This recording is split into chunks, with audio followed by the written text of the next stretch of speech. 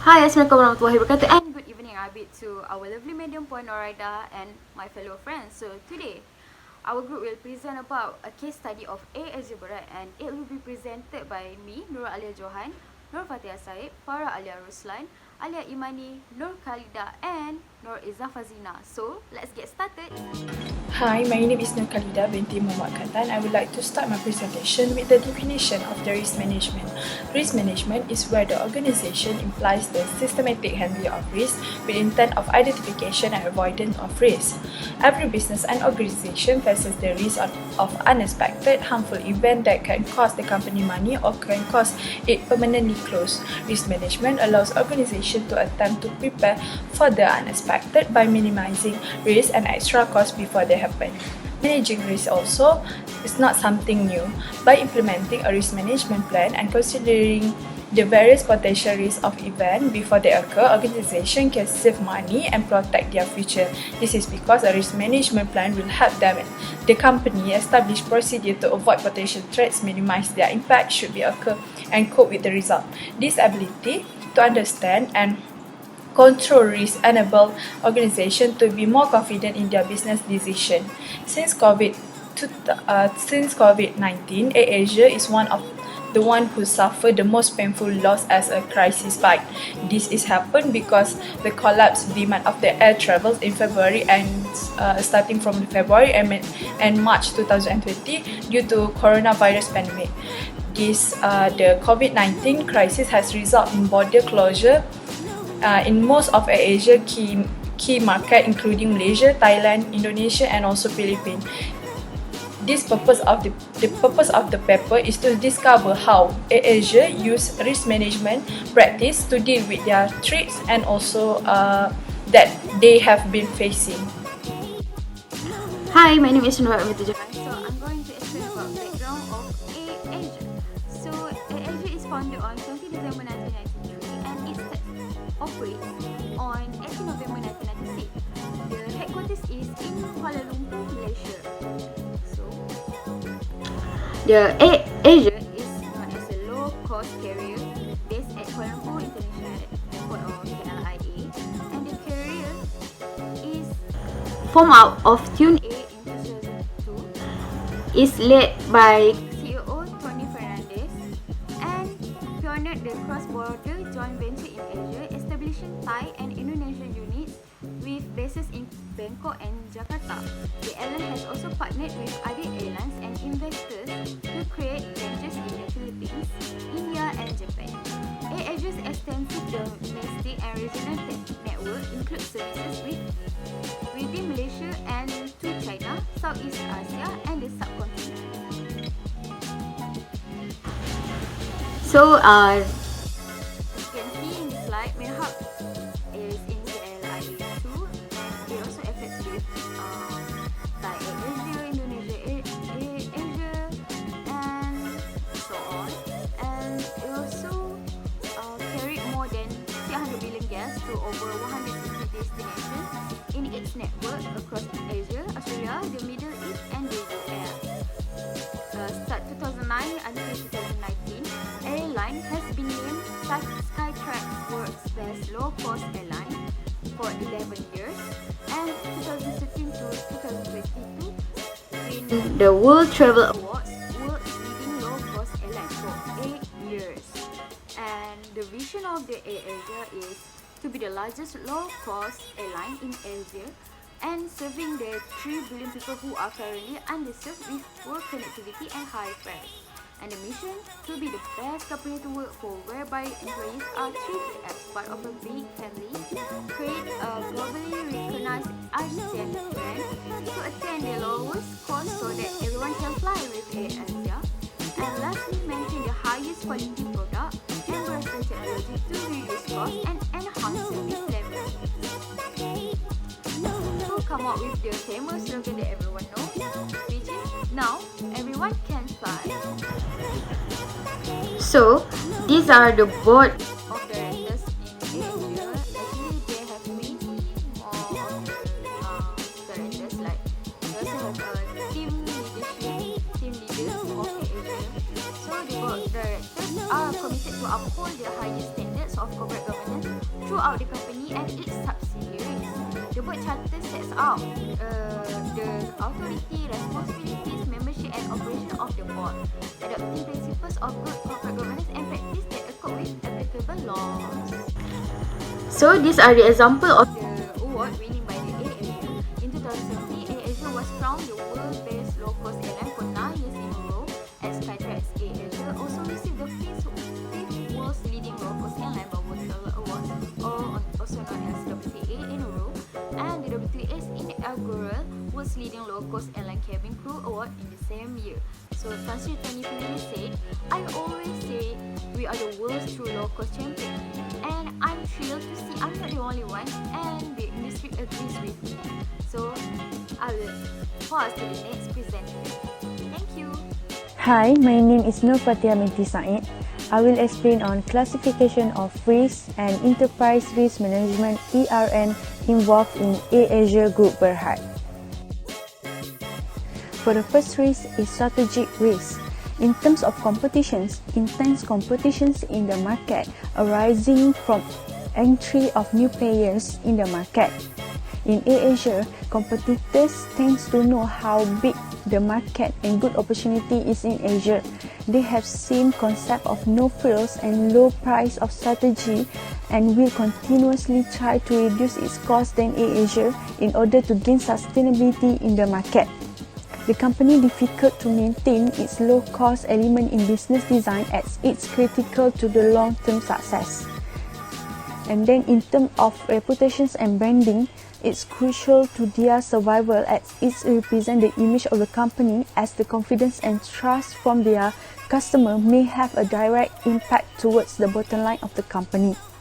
Reputational damage resulting from adverse media publicity or social network that serve as platform for airing consumer complaints. Publicity creates brand awareness, enhance attitude towards a company and its brands, and possibly affect buying behavior from their potential customer. Moving on to operational risk, it happens when the failure of the business operations is due to human error, system failure or external events, and it will lead to an effective operations.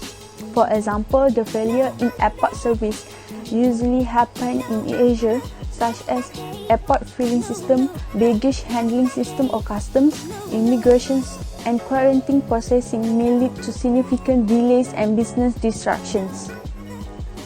And then in terms of cyber threats, cyber security risks arising from heavy focus on online sales channels, guest feedback, hub channels, and other digital solutions. The integrity of their online activities and network system, as well as digital storage of business operations information, could be compromised by cyber intrusions. Next, for the financial risk, the airline industry faces substantial financial risk exposure that affect the vulnerability of the stock returns. One of financial risks that AirAsia Berhad is exposed will be the fuel price risk. The fluctuations of the fuel price will be directly affect the profitability of the company, as the fuel price is one of its main cost of revenue and the largest component of their total expenses. As fuel is the necessary sources for the airplane to fly, hence the demand for fuel is high and the price can be extremely unstable. Next, another risk in terms of foreign currency risk is the risk of the company being exposed to the volatility of the currency, which also affects the profitability of the company, which means AirAsia has subsidiaries and associates that operates in foreign currency that make profits and loss that are in foreign currency. For enterprise risk management ERM of AirAsia Berhad, which encompasses all area of organizational exposure to risk, through ERM framework standardize the process of identifying, evaluating and managing risk faced by the group. It covers the three main key features, which are the roles and responsibility of the management and business unit, guidance on the risk management process and the associated methodologies and tools, and also the guidance on the risk register and controls assessment. And then the group also established a structured process for the risk management and reporting within the ERM framework as consistory line of defense. First is management and department, which are accountable for identifying and evaluating risk as well as monitoring the achievements of business goals and objectives within the risk appetite parameters approved by the board. For the second line is risk management committee and risk management department. They are responsible for facilitating and monitoring risk management process and reporting.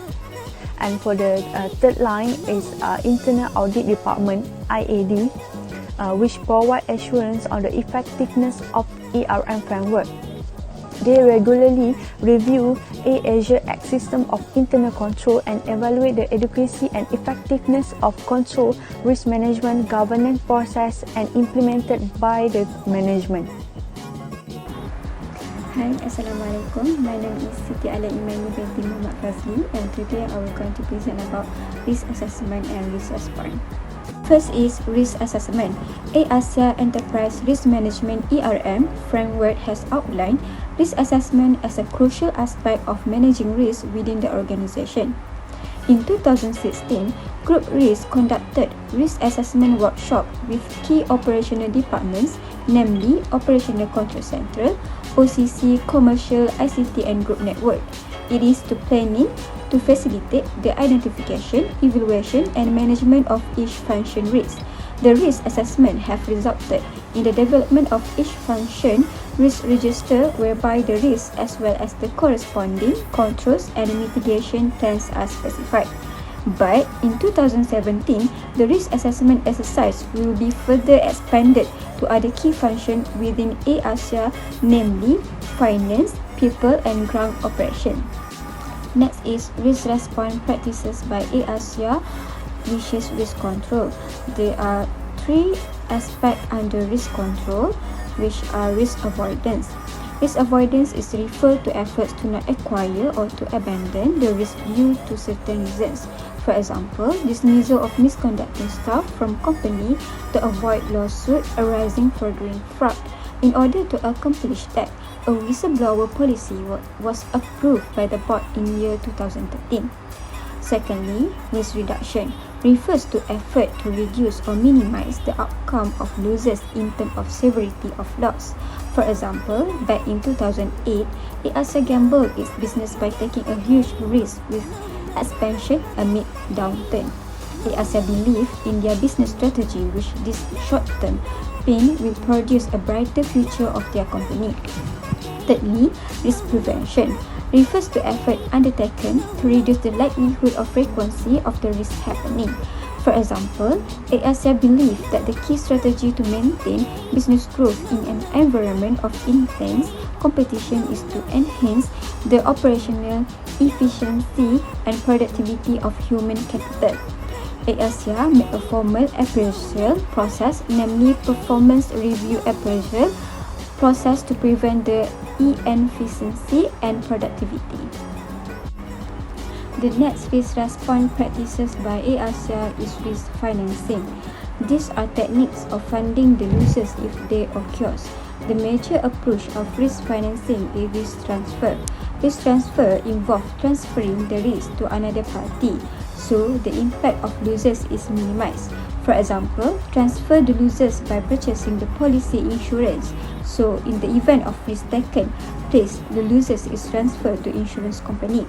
The company undertakes adequate insurance and ensure physical safeguard on assets are in place to ensure that the assets are sufficiently covered against any mishap that will result in material losses. Lastly, steps in management practice by AirAsia.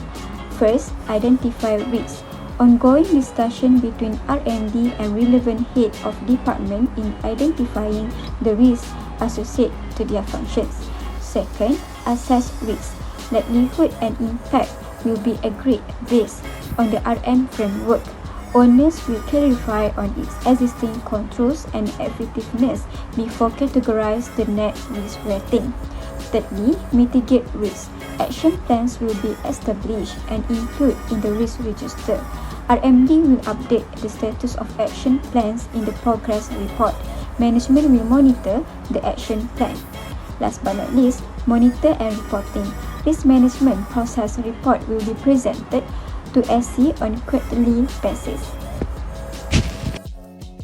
Hi, my name is Farah Alia and I will be discussing on the risk governance model adopted by AirAsia Berhad.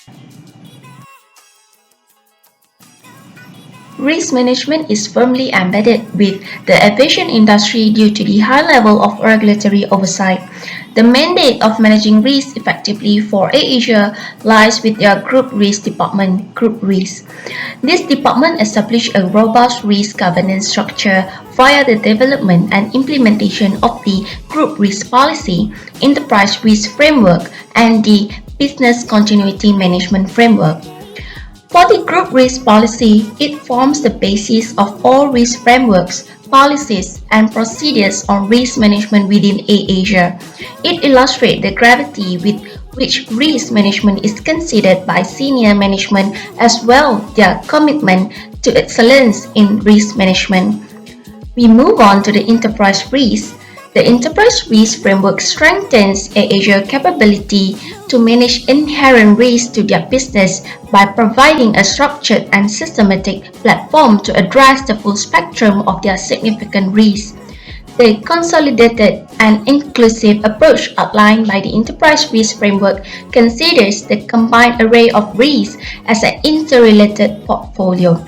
This results in a combination of transparent identification of risks to operations from the bottom up and a top-down oversight and management of identified risks. Next, Business Continuity Management (BCM) aims to build organizational resilience and the capability to respond effectively should any event take place that disrupts their operations. BCM entails undertaking a business impact analysis and establishing key processes that form part of their response mechanism to disruptive events.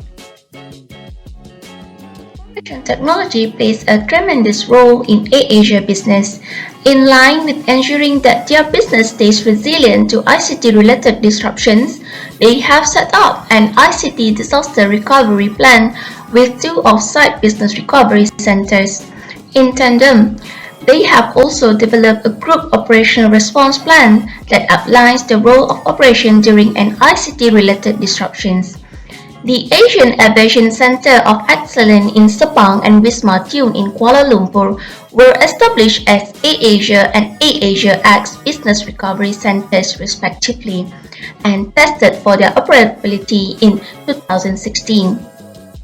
In line with the Group's One AirAsia aspiration, BCM takes a regional stance in protecting local as well as shared group assets by developing business continuity plans for AirAsia departments and stations, AirAsia X departments, AirAsia Indonesia and AirAsia X Indonesia departments, and lastly, AirAsia India departments. Assalamualaikum and very good afternoon to everyone. So I will proceed with the next slide, which is recommendation improvement for risk management practices by comparing with international practices. So the first issue that have been faced by AirAsia Group Berhad is self-shock. Apparently, this COVID-19 pandemic affects them badly as it is greatly influenced the other airlines too. All trips were restricted, but they are recovering by now through the implementation of Recovery Movement Control Order (RMCO), enabling them to start domestic flights as usual.